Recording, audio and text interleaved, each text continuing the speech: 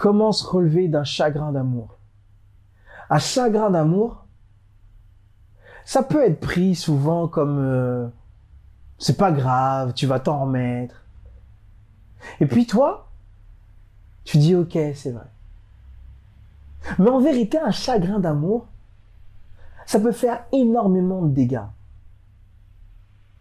Ça réveille des blessures. Ça t'oblige à avoir une réaction.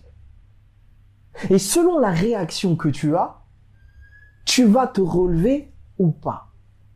Et même lorsque tu penses que tu te relèves du chagrin d'amour, il y a un traumatisme qui se crée. Si tout ça, ça t'intéresse, reste jusqu'à la fin de la vidéo parce que je vais t'expliquer comment ça fonctionne et pourquoi tu agis de telle ou telle manière.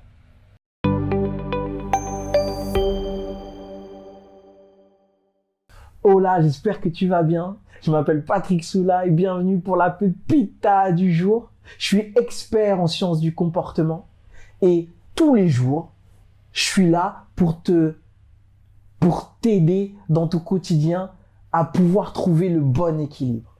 Donc aujourd'hui, on parle du chagrin d'amour. Le chagrin d'amour, lorsque je coach les gens, eh bien, ça revient en fait. Ça revient souvent. Et en général, on m'en parle comme quelque chose de bénin, comme quelque chose qui n'est pas très grave, qui n'a pas d'incidence, en fait, sur le quotidien. Ou alors, on m'en parle comme quelque chose de vraiment problématique, comme quelque chose de plombant. Oui, parce qu'il y a deux manières de vivre la chose. En tout cas, moi, c'est ce que j'ai vu dans mes coachings.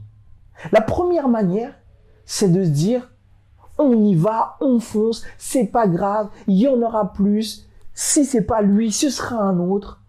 Et je retourne avec mes copines, on n'en parle pas, on fait notre vie, et voilà, c'est un connard, patati, patata, voilà, on l'insulte. Ok.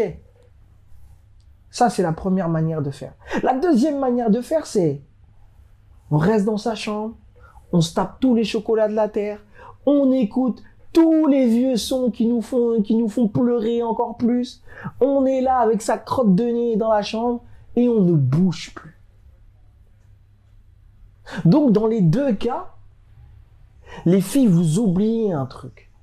Dans les deux cas, vous vous oubliez. Alors, tu vas me dire, bah non, puisque dans le premier cas, je suis avec mes copines et tout, je m'oublie pas, je fais attention à moi. Est-ce que tu fais attention à toi? Alors là, je vais te poser une question. Quel est ton besoin psychologique? Ouais. Faire attention à toi, c'est nourrir ce besoin psychologique. Le besoin psychologique, qu'est-ce que c'est? Le besoin psychologique, c'est la nourriture de ton cerveau et de ton cœur. Excuse-moi, ton cerveau et de ton cœur. Ouais. C'est ce qui fait, en fait, que tu peux être stable dans une relation et même affronter la confrontation et le départ de l'autre. Je te donne un exemple. Lors d'un de mes coachings, il y avait Nathalie. Nathalie qui est une artiste dans l'âme. Elle ne vit pas de ça, mais elle adore la musique. Elle adore créer. Et lorsqu'elle a été dans cette relation amoureuse, elle a oublié ça. Son besoin psychologique, c'était le besoin de création. Le besoin de prendre du temps pour elle. Le besoin d'imagination. Et dans cette relation, elle l'a oublié. Puisqu'elle a tout mis sur cette aventure, sur cette relation. Et à partir de ce moment-là, eh bien,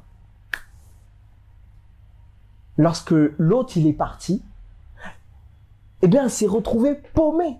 Elle avait même oublié ce dont elle avait besoin.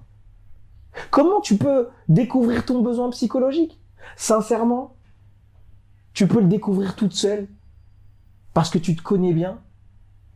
Ou alors, juste en dessous, il y a un test qui s'appelle le test des drivers. Le test des drivers, qu'est-ce que c'est? c'est ce qui va mettre le doigt sur tes comportements enfantins.